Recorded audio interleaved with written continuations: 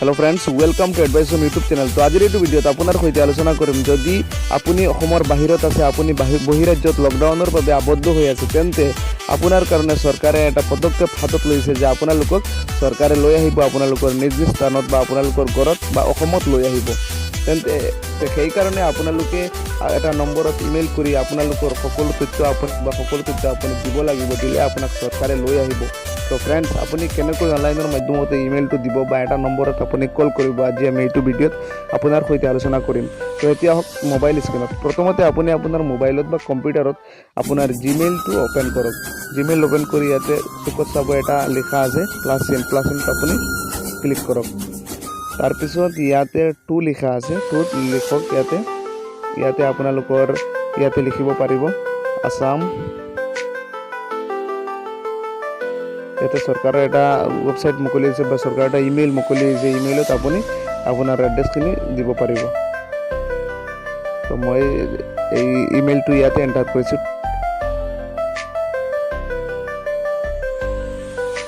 ইয়াতে আপুনি লিখিব टूत लिखिब assamtransportrelif@gmail.com।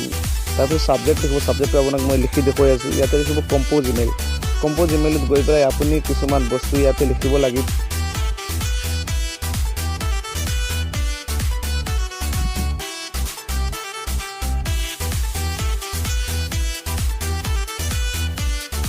ইয়াতে চাওক মই লিখিছো কারেন্ট এড্রেস, তাৰপিছত লিখিছো name, father's name, company name, district, state, pin, person, home address হলো লিখিছো name, father's name, village, post office, police station, district, pin, state, phone number.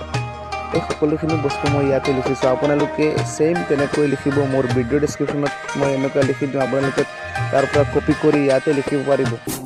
তো ফ্ৰেন্ডস আপোনালোকে কোনো প্ৰবলেম নহব, আপোনালোকে লিখিব পাৰিব। আৰু মই যেটো ইমেইল আছে ইমেইলটো মই স্ক্ৰিনত দিছো, আপোনালোকে এই ইমেইলটো তাৰ পৰা ল'ব পাৰিব। আৰু এই ফোন নাম্বাৰটো দিছো, যেটো ফোন নম্বৰত আপোনালোকে ফোন কৰিব লাগে এইটো ফোন নাম্বাৰটো মই ইয়াতে দিছো। যদি ফোন কৰাৰ পিছত ফোনটো ৰিসিভ নহয়, কোনো সময়ত কোনো প্ৰবলেমত হ'ব পাৰে, কিন্তু আপুনি ইমেইলত গৈ আপোনাৰ এড্ৰেছখিনি আপুনি সাবমিট কৰি দিব। ইয়াতে কাৰেন্ট এড্ৰেছত আপোনাৰ কারেন্ট এড্রেছত লিখা আছে নেম।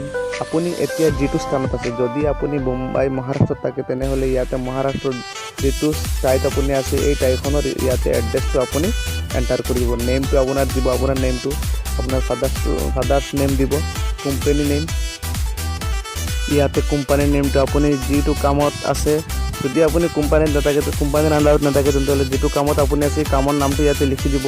আৰু যেটো টাইট আছে এইটো টাইট ডিস্ট্রিক্টটো ইয়াতে আপুনি লিখিব, স্টেটটো লিখিব, পিনটো লিখিব। যেটো টাইট আপুনি এতিয়া বৰ্তমানে আছে ঠাইখনৰ ইয়াতে পিনটো আপুনি এন্টাৰ কৰিব। তাৰপিছত পাৰ্সন, আপোনালোক ইয়াতে কেইজন আছে, যদি সিঙ্গেল হয় সিঙ্গেল, যদি আপোনালোকৰ আৰু আছে মানুহ তেন্তে জয়েন ইয়াতে লিখি দিব। হোম এড্ৰেছ, আপোনাৰ ঘৰৰ এড্ৰেছটো আপুনি যেতিয়া অসমত আহিব আপোনাৰ অসমৰ যেটো ঠাইত আপুনি থাকে এই ঠাইখনৰ এড্ৰেছ ইয়াতে লিখক, হোম এড্ৰেছ।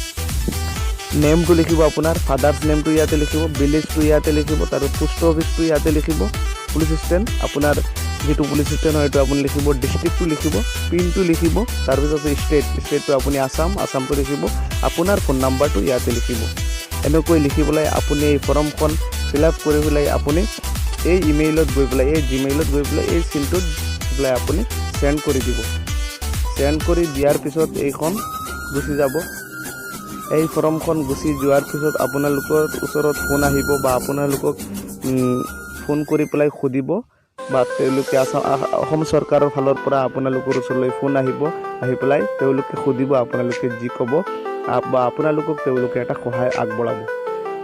যদি আপোনালোকৰ এই ভিডিওটো চাই আপোনালোকৰ ভাল লাগিছে লাইক কৰিব।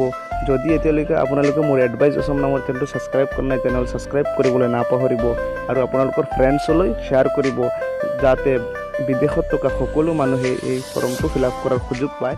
আপোনালোকে শ্বেয়াৰ কৰি দিব।